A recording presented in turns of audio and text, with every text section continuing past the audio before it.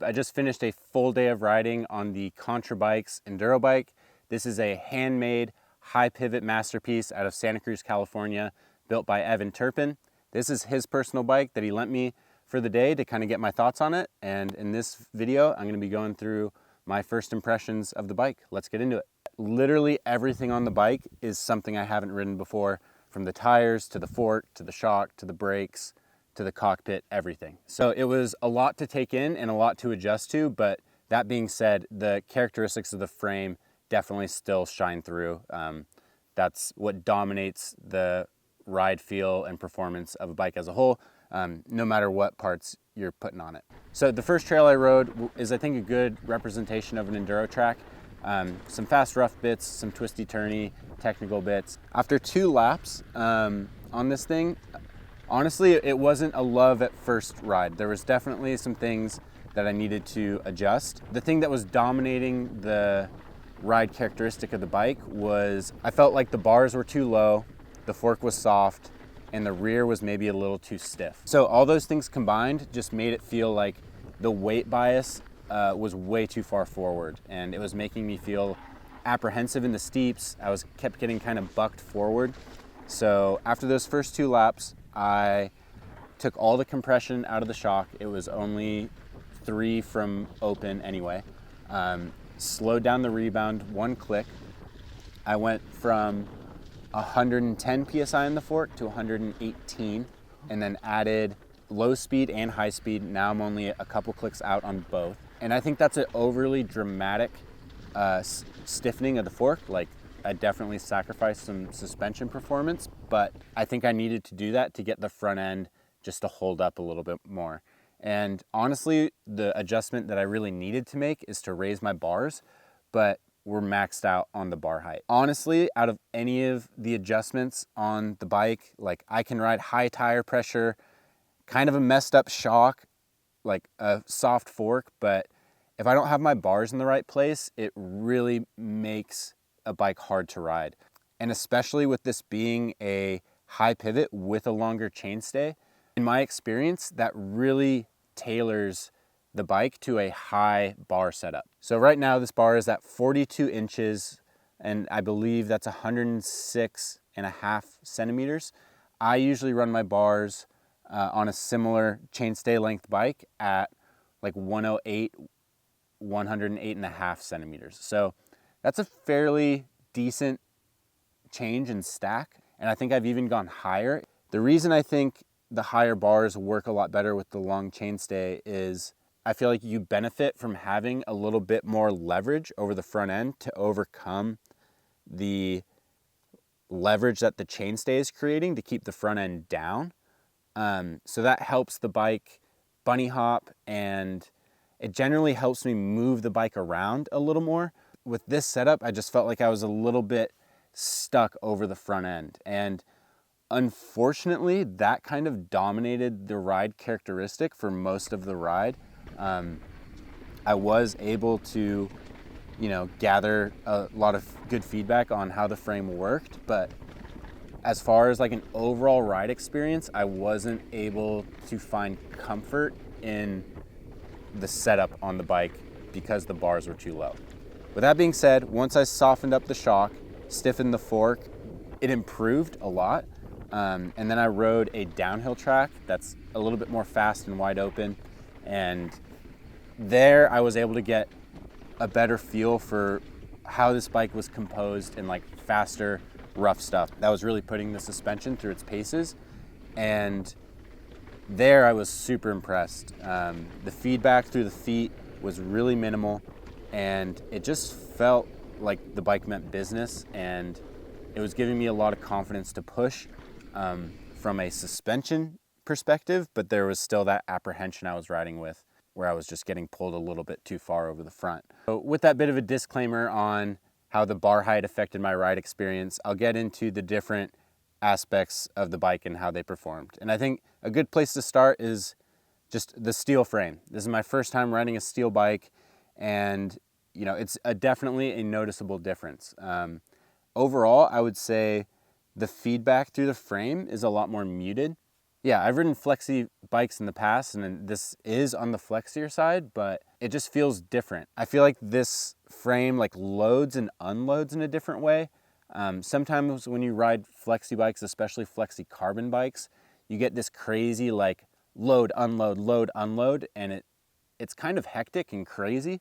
This felt a lot more composed in its flex, if that makes any sense. And even through the front end of the frame, it was just a bit of a calmer, more damped feeling. Sometimes hard to kind of distinguish that through your suspension performance, but the rear end of this bike tracked really well. It wasn't overly flexy, and overall the ride feel of steel is something I appreciated. So let's talk about the suspension performance of the bike. I'm not gonna try and explain the technicalities behind this linkage system. I'm just gonna go through how it felt. And one thing we talked about were anti-rise numbers. Now, comparing it to a bike I have experienced in the past, the Forbidden Dreadnought, that bike has a higher anti-rise number than this one. And that means the Dreadnought squats a lot more under braking, while this one doesn't force the bike as deep into its stroke. And I've been kind of like working my way up to like really feeling what those different kinematic changes feel like on the trail. And I feel like this was pretty pronounced, especially when I compare it to my experience with the Dreadnought. Because it felt like when I was on the brakes, the bike didn't really do anything different. The braking felt active. As soon as you were on the brakes with the Dreadnought, it would like sink into its travel and like really kind of change the ride dynamic of the bike. This one, it felt like nothing really changed, and I think in a braking environment that almost, it doing nothing almost makes it feel like it's kind of bucking in comparison. And that's kind of the situation where I felt like the shock was maybe a little stiff, because I feel like if the bike was riding a little bit deeper into its stroke, it would have relieved a bit of that sensation. And it was just a lot of different things working against me under braking, with the bars being low, the shock maybe being a little stiff, and that anti-rise number not being as high. So it didn't squat as much into the travel, and that just like puts a little bit more weight on the front end, which is what I was trying to get away from. I think I would have been able to counteract that much better with a higher bar setup, get my weight back, and I think that would have unlocked a lot of the potential for that anti-rise number. And like, I think that's what's super interesting about bike setup. It's like learning what the bike needs and like where its strong suits are, and then setting up around that. In this situation, it might sound like, oh, that higher anti-rise number is better. But one thing I noticed with the Dreadnought is you would be super deep in the travel while braking, and if like big compressions were happening, that's where things could get a little harsh. And then also, this is one thing Evan and I talked about, is once you lose traction, that anti-rise number completely goes out the window, because the bike is no longer under tension. And then on the Dreadnought, it felt like the bike just released and like got out of that like squat zone. And once I was able to kind of conceptualize that, I like recalled a lot of times where like, yeah, under braking, the bike's squatting, and then you commit to a corner. And it was this moment where the bike definitely like fully released. And it was a bit of a ride characteristic that I identify now with that kind of anti-rise. So like I said, I feel like if I was able to set up around that, it was actually something I could appreciate about the bike, because it did feel like it was a lot more consistent, but it wasn't playing into the setup issue that I already had with the bar height, and was making it even more loaded on the front. And then outside of that braking characteristic, it was hard to suss out the specifics of why it felt good, but once I got this bike into the rough, it felt super composed. The feedback through my feet was really minimal, and it felt like the threshold for this bike through the rough is really high. And it kind of made sense why this bike is being ridden on the World Cup circuit. Contra does have a World Cup team, and it's based around this geometry and suspension layout, and it felt downhill bike-esque in that sense. when I was smashing bumps through the highest speed, roughest section on the downhill track, that's where this bike felt the happiest. Whatever it's doing, I think it's working really well. Yeah, the only thing that was holding me back was being a little bit too over the front. Kind of staying with the layout of the frame and like touching on weight, this whole build is 38 pounds. It's not light. I think Evan said frames with a shocker coming in at around 12 pounds, but all the weight is right by your ankles, like centered and low in the bike. And it reminded me of riding a like 2015 or 2016 era Scott Gambler, where heavy bike again, but like all the weight is at your ankles. And I don't know, it just kind of feels like a sled when you've got the weight down there, and it feels really good. And it really rides a lot lighter than it is. And I think that's a good chance to segue into pedaling.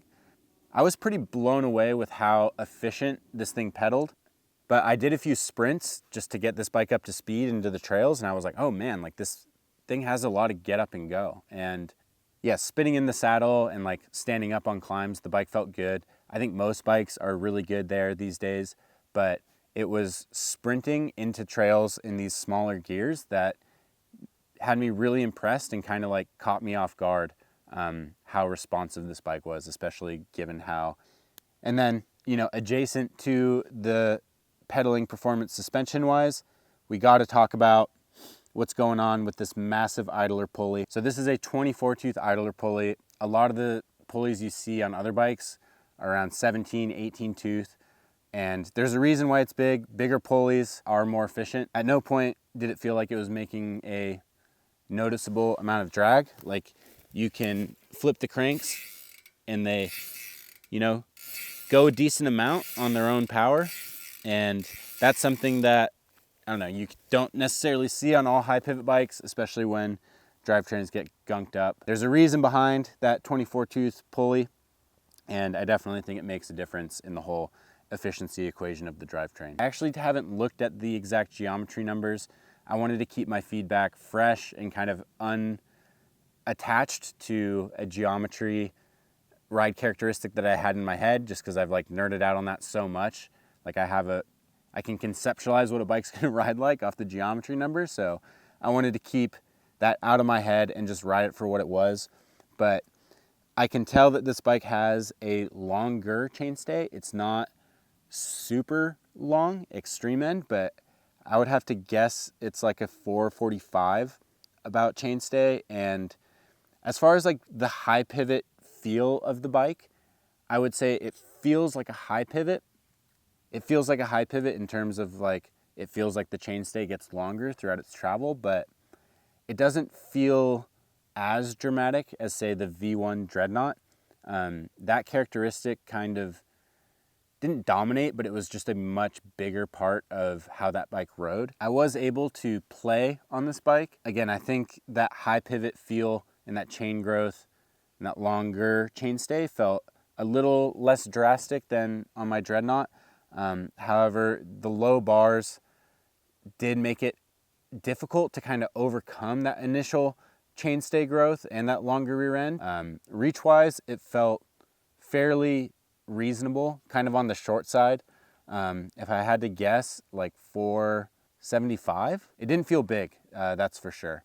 And maybe that's because the seat tube angle felt it felt steep, which was good, but then it also makes the cockpit feel a little shorter. Definitely not like the Cinderella story first ride impression that sometimes lines up. And I think there's a lot of performance left on the table. Take everything I say with a grain of salt. This is just my first ride. You know, the trails were dry and kind of sketchy, but I think there's a lot of performance potential packed into this frame. I really dig the feel of the steel frame, and when I got the bike into the rough, it felt really good, really composed. But from just a pure bike setup perspective, like the bar height really hindered the whole experience. And regardless of all that, like the thing looks badass. I'm super stoked that Evan is putting the time, effort, and money into creating something that, Let me know if you guys have any questions. I hope that was informative. Thanks for watching. I'll see you guys in the next video.